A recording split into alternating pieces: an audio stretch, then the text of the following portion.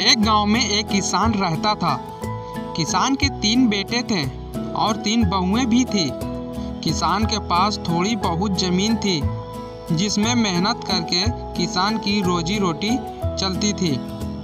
एक दिन ज़मीन उसका सूख गया। सूखने के कारण फसल नहीं हुई। किसान ने सोचा, अब मैं क्या करूं?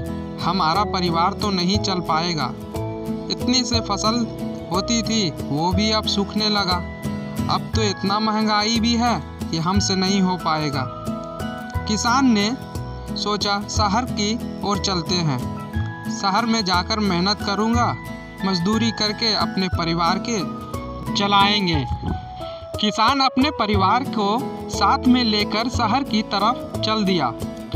दिन के चलते चलते दिन में जब धूप तेज हो गई तो किसान ने सोचा, कुछ देर के लिए यहाँ रुक जाते हैं। यहाँ तो एक पेड़ दिखाई दे रहा है, क्यों ना उस पेड़ के नीचे ही क्यों ना हम सब यहीं पर विश्राम कर लेते हैं, क्योंकि ये एक घना छायेदार बरगद का पेड़ है।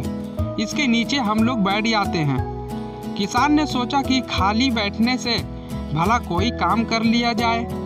उसने अपने एक बेटे से कहा, तुम जाकर जूट ले आओ। दूसरे बेटे से कहा, तुम कहीं से सब्जी ले आओ। और तीसरे बेटे से कहा, तुम कहीं से खाने का बाकी का सामान ले आओ। इसी तरह किसान सारे बेटे को काम में लगा दिया। बहुएं ऐसे ही बैठी हुई थी। किसान ने सोचा, कुछ इसे भी काम दे दिया जाए। एक बहू से कहा, तुम पानी ले आओ। और दूसरी बहू से कहा, तुम लकड़ी ले आओ। और तीसरी बहू से कहा, तुम आटा गूंद लो। सब अपने अपने काम पर लग गए। जूट आने पर किसान रस्सी बनाने में लग गया। जिस पेड़ के नीचे बैठे थे किसान, उस पेड़ के ऊपर एक दानव रहता था। दानव यह सब कुछ देख रहा था। उसे रस्सी के बारे में कुछ समझ नहीं आई।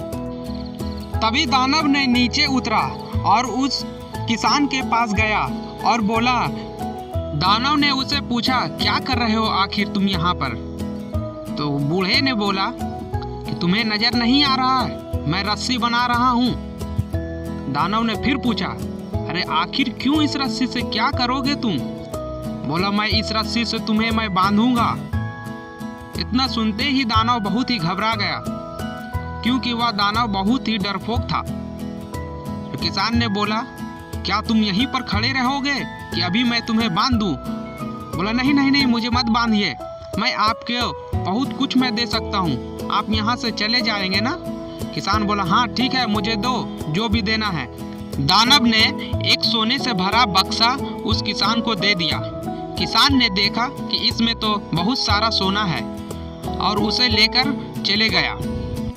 और किसान और उसके परिवार सभी लोग पहुँचे गांव में पहुँचते ही वहां अपने गुजर बसर करने लगा।